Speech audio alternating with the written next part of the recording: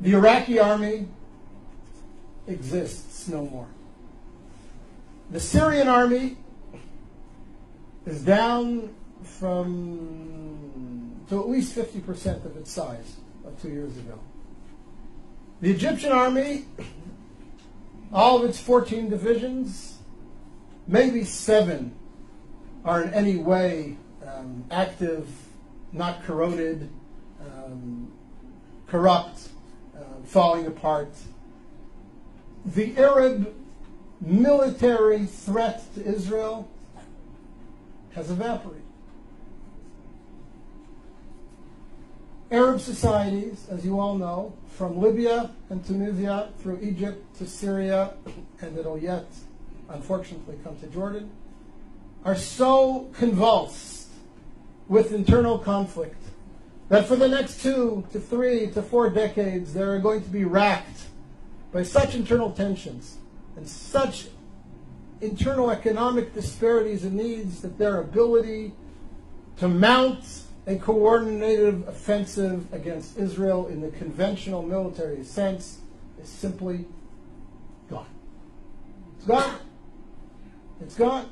So before we start discussing all the threats and the emerging threats and the dangers that are posed to Israel from the crumbling of the old Arab architecture around Israel, first let's recognize that the conventional military threat against Israel has greatly disappeared. And that is a net gain for Israel. It has tremendous long-term significance. Now, we all know that there are new threats emerging.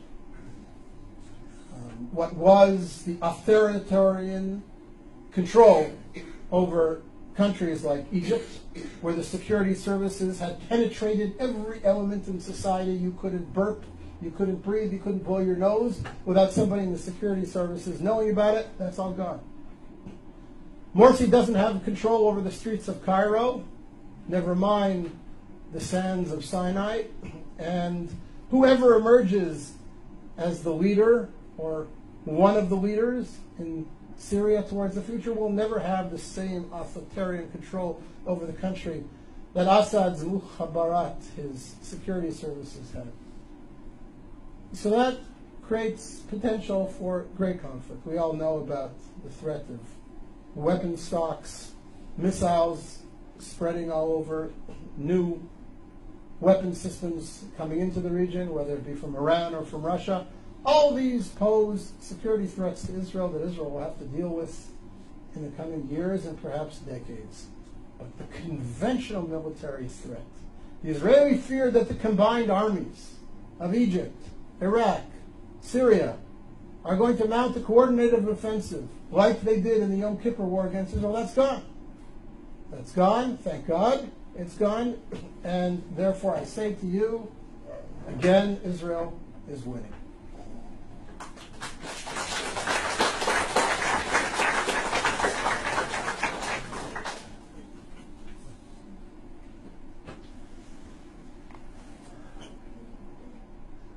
Point number 9, in grand historical terms, of course Israel is winning.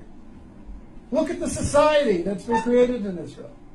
Look at the creativity of the Israeli community.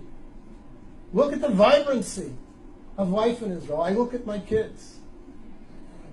I have a son-in-law who's a software engineer in Israeli military intelligence.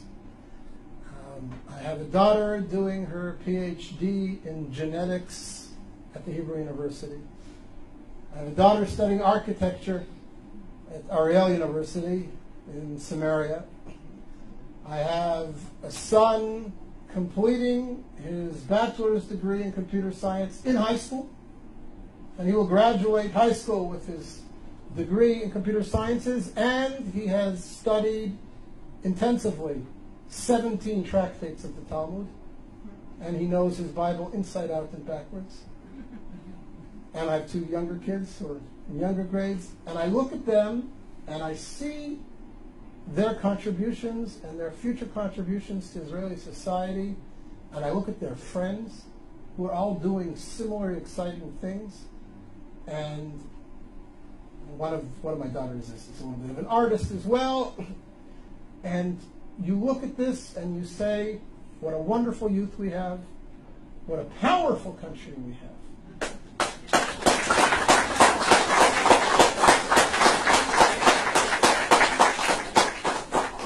And I don't say this to gloat or to be racist, but it's important for us in terms of perspective to ask, what creative contributions has the Islamic Arab world around us made to the world over the last 100 years? What technologies have been bought by Facebook, Yahoo, Microsoft, and Intel from Saudi Arabia?